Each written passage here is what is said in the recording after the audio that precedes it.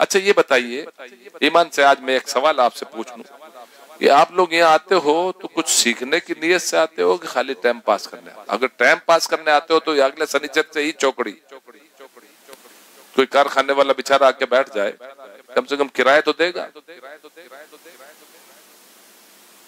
बरसों से ये महफिल हो रही है, आज से नहीं हो रही। मुझे ये इस दुकान इस घर को बनने उससे पहले से हो रही है। इसको बंद के कम से कम 9 या 10 साल हो गए। तो अब एक महीने में 4 शनिचर पकड़ो, किसी महीने में 5 भी होते हैं, 3 तो होते नहीं, 4 से कम तो होते नहीं, 5 होते हैं, 6 भी नहीं होते। 4 शनिचर भी पकड़े एक महीने में तो कितने साल हो गए भाई? 10 साल में कितने शनिचर हो गए? 12 चौके 48 यानी 50 शनिचर एक साल में होते हैं। तो 10 साल में 500 शनिचर हुए। चलो 500 में से 100 निकाल दो आप, इधर उधर हो गए होंगे, 400 शनिचर हुए। मुझे ये बताओ 400 शनिचर में आने वाला तो मुबल्लिग इस्लाम बन जाए, मुबल्लिग आजम बन जाए। जिस तरह मैंने भी एक स्टेज पर मैं गया था, एक आलिम साहब ने 10 दिन तकरीर की, 12वां दिन मुझे बोलना था। मैंने कहा कि आप कब से सुन रहे हो? उसमें कोई 50 साल का था, कोई 60 साल का था, कोई 45 साल का था, कोई 40 साल, कोई 25 साल, कोई 30 साल। तो मैंने कहा कब से सुन रहे? किसी ने कहा 25 साल से, किसी ने कहा 30 साल से। मैं इमाम हुसैन का जिक्र, तो मैंने कहा यार 30 साल से आप वही एक रटी रटाई तकरीर सुनते हो, वही जो पुराने वाकया सुनते हो, वही दास्तान सुनते हो, तो सुन के तुम में से क्यों नहीं कोई मुखर्रिर बन गया? एक भी वाकया मुझे सुना दो। किसी को नहीं आया। मकसद ये है, किसी पर एतराज नहीं है मेरा, ना किसी आलिम पर एतराज है, ना किसी की। मकसद ये है कि हम सुनते नहीं है, हम सुनते हैं तो धुनते नहीं है। हमने इधर से गया, इधर से निकल गया, इधर से घुसा, इधर से। एक बुजुर्ग का वाक्य याद आ गया, दुरूद पढ़े बता दो। एक इसमें इधर से इधर वाले में एक बुजुर्ग थे, वो कब्रिस्तान में गए, कब्रिस्तान में यानी मसान में गए। तो मिसाल के तौर पे भी सामने मसान है और मेरे घर से मैं देख रहा हूँ कि एक बुजुर्ग वहां बैठे फिर रहे हैं।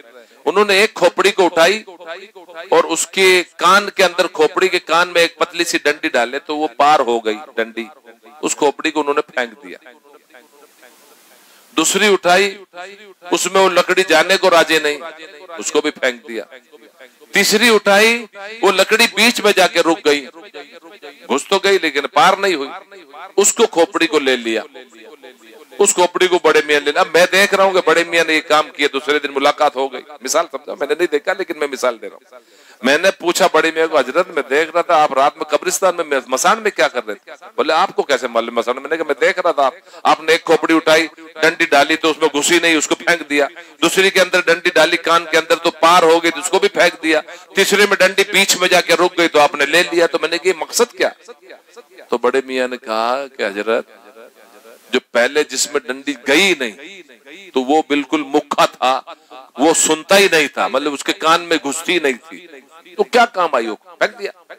दूसरी वाली को इधर से घुसी और इधर से निकल गई, वो भी काम नहीं आया, इसको फेंक दिया। तीसरी वाली यहाँ से गई और बीच में रुक गई, यानी उसने लिया, उसने उसको लिया, तो वो काम की थी, मैंने ले लिया, मेरा काम आएगी, उसमें मैं रिसर्च करूंगा।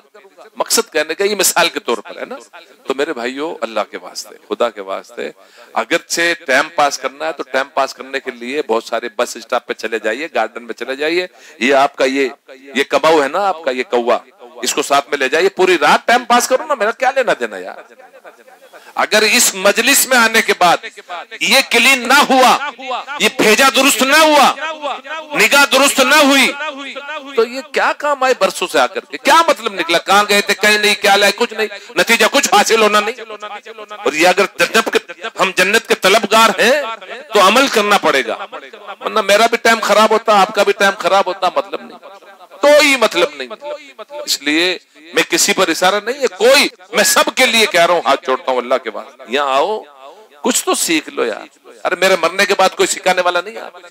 और ईमान से कह रहा हूं मैं कि मेरी आंखें खुली हैं, आपकी आंखें बंद हैं, ये बंद होंगी तब आपको समझ में आएगा कि यार उसको फिक्र थी हमारी। मैं मेरे बाप का नाम रोशन करने के लिए नहीं बैठा हूं या मुझे कोई यहाँ गल्ला नहीं रखा कि आप 150 रुपए डालते रहना। अल्लाह का शुक्र, मेरे रब का एहसान है, और मेरी नीयत भी नहीं रहती, ना मुझे इस चीज की लालच है। अगर लालच होती तो इस घर को मांगने वाले, बैग के कारखाने वाले और भी बहुत सारे कारखाने 30,000 रुपए के रेंट देने के लिए आज भी राजी है। मुझे 30,000 में महीने काटता है क्या? 30,000 वो जा रहा, 30,000 अलग से जा रहा, मेरा कम से कम 1 लाख रुपए का नुकसान है। लेकिन नुकसान है मेरा फायदा, मेरी आखिरत तो बन रही है। अगर कोई एक संवरा है तो मेरी तो आखिरत बन गई। तो मेरे भाइयों, अल्लाह के वास्ते, खुदा के वास्ते, खुदारा मेरे जुमले सख्त रहते हैं, लेकिन दिल मेरा बिल्कुल क्लीन है, साफ सुथरा मेरे रब ने बनाया। दिल में मैल नहीं है, बिल्कुल किसी के लिए मेरे दिल में बुग़्ज़ नहीं है, कीना मेरे दिल में नहीं है, मुनाफिकत नहीं है। अल्हम्दुलिल्लाह रब्बिल आलमीन, मुझे अल्लाह ने इस चीज से बचा रखा है। और मेरी माँ ने बाअखलाक पैदा किया, मेरे बाप ने हलाल खाया और हलाल नुत्फे से मुझे पैदा किया। इसलिए अल्लाह का शुक्र है कि मेरी पैदाइश में मेरे वालिदैन, मेरे दादा, परदादा, लकड़दादा, ये सब नेकोकार थे, ददियाल से भी, नलियाल से।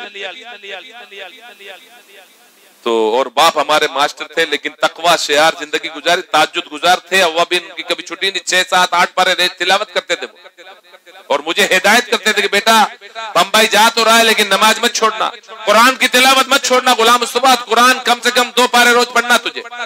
और आज अल्लाह का शुक्र है, तहदी से नेमत की बात कर रहा हूँ, जो मेरी निकाह में है ना, उनकी ताजुद नहीं छूटती, 6-7 पारे डेली पढ़ती है। हमारे बाप ने कभी हराम का लुकमा हमको नहीं खिलाया, हमने कभी हराम का लुकमा हमारी औलाद को नहीं खिलाया, बफज़ल ताला, मेरे रब का एहसान। हमने कभी दूध में पानी नहीं डाला, पाउडर घोल के दूध नहीं बेचा, हमने जो किया क्वालिटी किया है, बिल्कुल क्लियर किया है, साफ सुथरा धंधा किया, कारोबार किया। वरना इस गवर्नमेंट आज को टिकने देता। और बोलने में मैं चूकता नहीं, और डरता मैं किसी के बाप से नहीं, मैं मेरे रब से डरता हूं। और मोहताज किसी का नहीं, ये नहीं कि कोई टिफिन लाएगा तो मेरा पेट भरेगा, मुझे पड़ी भी नहीं है, और लाना भी मत कि हजरत मोहताज है, शायद हजरत को जरूरत, मुझे किसी चीज की, मेरे रब और अल्लाह ही का दिया पूरा होता है। हमा सुमा के देने कितने, 1 दिन दे दोगे, 2 दिन 4 दिन खिला के दोगे, एहसान जता दो।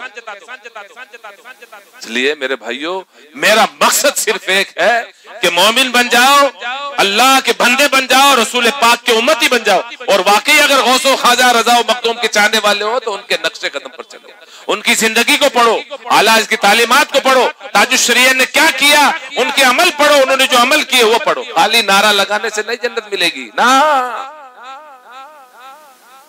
देवड़ा हम पिए, चरस हम पिए, चोरी हम करें, लोगों को लड़ाने के काम हम करें, दिल में इतना बड़ा पत्थर मैल हम भरे, गंदगी हम करें, और जन्नत के ख्वाब देखें तो जन्नत क्या कूदे और जन्नत में चले गए ना। जन्नत जाने के लिए कुछ पाने के लिए कुछ खोना पड़ता है, कभी खाया कभी भूखा सोना पड़ता है। जन्नत में जाने के लिए नमाज की पाबंदी जरूरी है, दुरूद की कसरत जरूरी है, बुग़्ज़ को, कीना को, अनानियत को फना करना होगा। जैसे हाजी वारिस अली साहब आज हुकूमत कर रहे हैं कि नहीं? लाखों लोग जाते हैं, मखदूम अशरफ सिमनानी चले जाइए, तारीख सल्तनत है, ठोकर मार दी आपने 25 साल उम्र में। सबा का कारी है, आले रसूल है, औलादे अली है, नबी का लाल है,